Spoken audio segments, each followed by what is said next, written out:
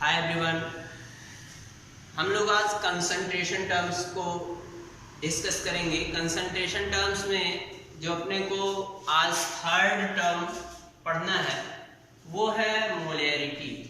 Third term अपने को molarity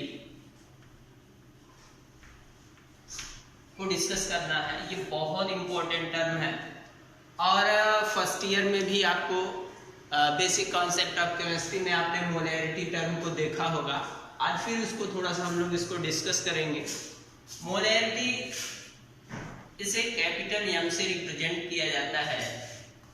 molarity is defined as number of mole of solute present in 1 litre of solution. 1 litre solution में number of mole solute के जितने होते हैं उसी को अपन क्या बोलते हैं, मोलैरिटी।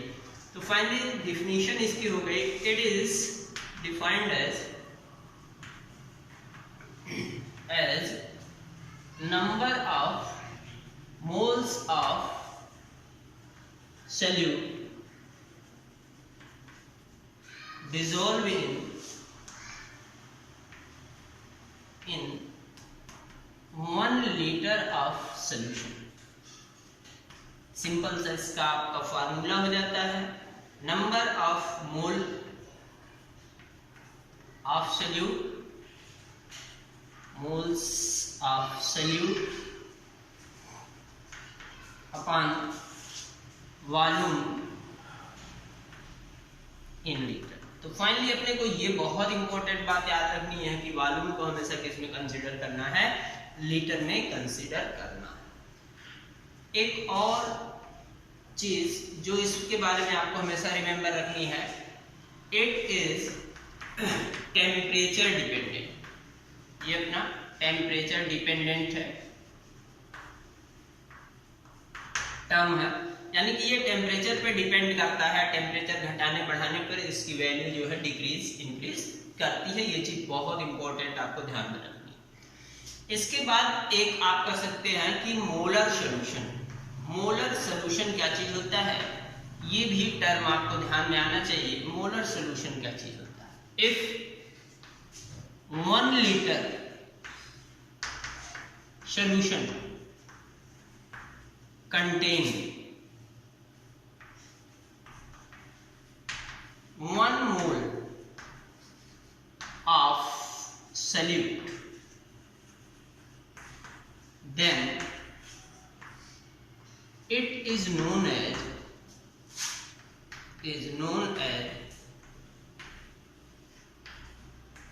Molar solution.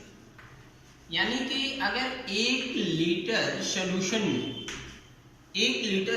में किसी सब्सटेंस का, किसी सॉल्यूट का 1 मोल डिसॉल्व है, तो इस तरह का सॉल्यूशन क्या कहलाता है, मोलर सॉल्यूशन कहलाता है।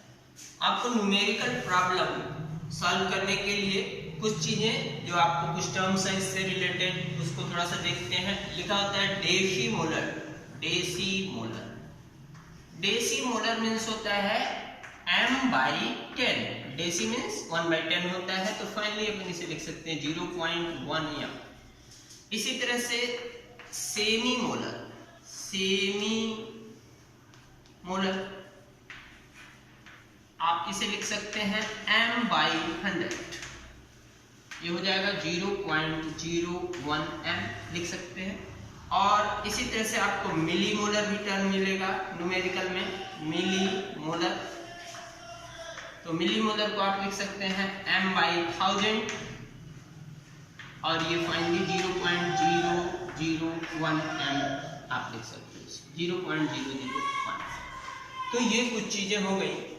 आपको जो हमेशा ध्यान में रखना है कि डेसी मोलर क्या होता है, सेमी मोलर क्या होता है, मिली मोलर क्या होता है, क्योंकि जब न्यूमेरिकल आप सॉल्व करोगे तो ऐसे टर्म्स आपके वहां पे देखने को मिलते हैं। तो सबसे पहले हम लोग एक छोटा सा न्यूमेरिकल यहाँ मैंने रखा है, इस न्यूमेरिकल को देखते हैं कि इसको हम लोग कैसे सॉल्व करेंगे। तो फाइनली देखते हैं, find out the weight of H2SO4 present in 500 ml semi molar solution. यानी कि हमें H2SO4 का वेट बताना है और वॉल्यूम ऑफ सॉल्यूशन 500 ml दिया है। मोलैरिटी, ये ध्यान रखना, सेमी मोलर मोलैरिटी दे रखी है, यानी कि इसका सॉल्यूशन देखो भाई, मोलैरिटी अपने को क्या दे रखी है, सेमी मोलर मतलब m/100। यानी कि अपन इसे क्या लिख सकते हैं 0.01 m लिख सकते हैं। ये देख रखा है volume of solution, volume of solution की वैल्यू आपको दे रखी है 500 ml, यानी कि अपन इसे कर सकते हैं 1/2 लीटर दे रखी है। तो फाइनली अपने को निकालना क्या है, वेट ऑफ सॉल्यूट निकालना है। तो वेट ऑफ सॉल्यूट निकालने के लिए फर्स्ट ऑफ ऑल आप क्या करो, number of moles of solute calculate कर लो। तो molarity is equal to number of mole of solute माना x upon volume in litre, आपने कितना कैलकुलेट कर लिया है 1/2। तो फाइनली जो मोलैरिटी की वैल्यू है आपने कैलकुलेट कर रखा है 0.1 x, और ये 2 ऊपर चला गया 2x, तो x इज इक्वल टू आपका वैल्यू आ जाएगा 0.005, ये आपका आ गया। यानी कि नंबर ऑफ मोल्स नहीं 0.05 नहीं 0.05 ये वैल्यू आपकी मोलैरिटी आप जब कैलकुलेट करोगे तो 0.05 आ जाएगा ये वैल्यू, ठीक है।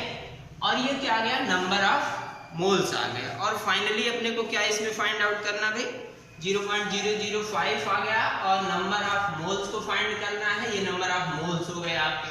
और अपने को मास पाना है, तो मास इज इक्वल टू क्या होता है, number of moles into molar mass. तो नंबर ऑफ मोल अपना कितना है 0.005 इनटू मोलर मास कितना होता है H2SO4 का 98। आप सबको याद होना चाहिए, एकदम आसान सा है। H2SO4 हाइड्रोजन से 2 हो गए 32 एंड 64, तो ये हो गया टोटल 92, और इसे आप मल्टीप्लाई करोगे तो आ जाएगा 0.49 ग्राम। कितना आ जाएगा 0.49 ग्राम। तो एकदम सिंपल सी चीज आपको ये हमेशा ध्यान में रखनी है कि किस तरह से हम न्यूमेरिकल को, जैसे सेमी मोलर मतलब क्या हो गया, अपने को मोलैरिटी दे दिया, यहाँ वॉल्यूम दे दिया, फिर नंबर ऑफ मोल आपने कैलकुलेट कर लिया, नंबर ऑफ मोल कैलकुलेट कर लिया, फिर मास निकालने के लिए आपने क्या कर दिया, मोलर मास और नंबर ऑफ मोल में मल्टीप्लाई कर, ठीक है।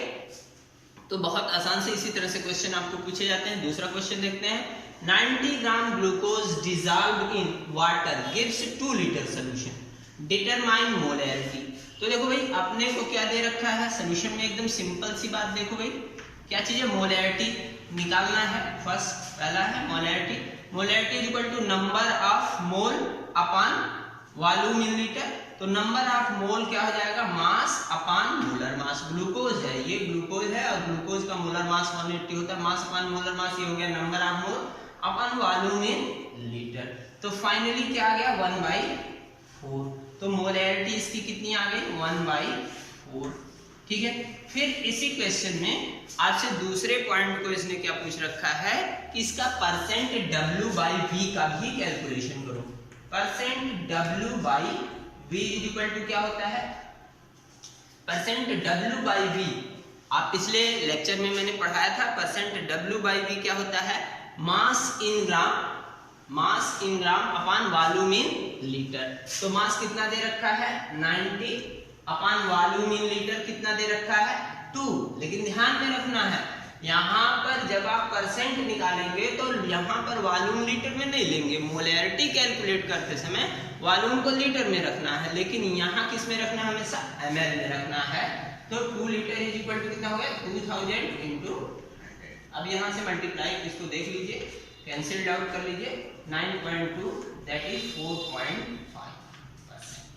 तो इस तरह से आपने देखा कि आप एक ही न्यूमेरिकल से 2 तरह के क्वेश्चन को आपने सॉल्व किया है, ठीक है। अभी एक छोटा सा और आपको इक्वेशन की बात करता हूं, जिसे हम लोग मोलैरिटी इक्वेशन या नॉर्मेलिटी मोलैरिटी इक्वेशन बोलते हैं या डाइल्यूशन इक्वेशन बोलते हैं।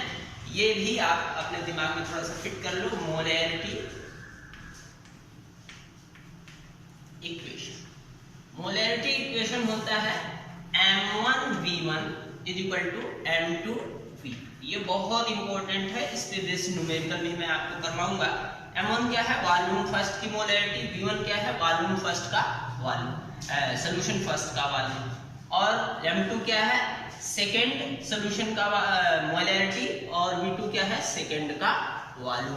तो इस पे बेस्ड भी न्यूमेरिकल आपके एग्जाम्स में पूछे जाते हैं। ओके, आज के लिए बस इतना ही। Okay, thank you.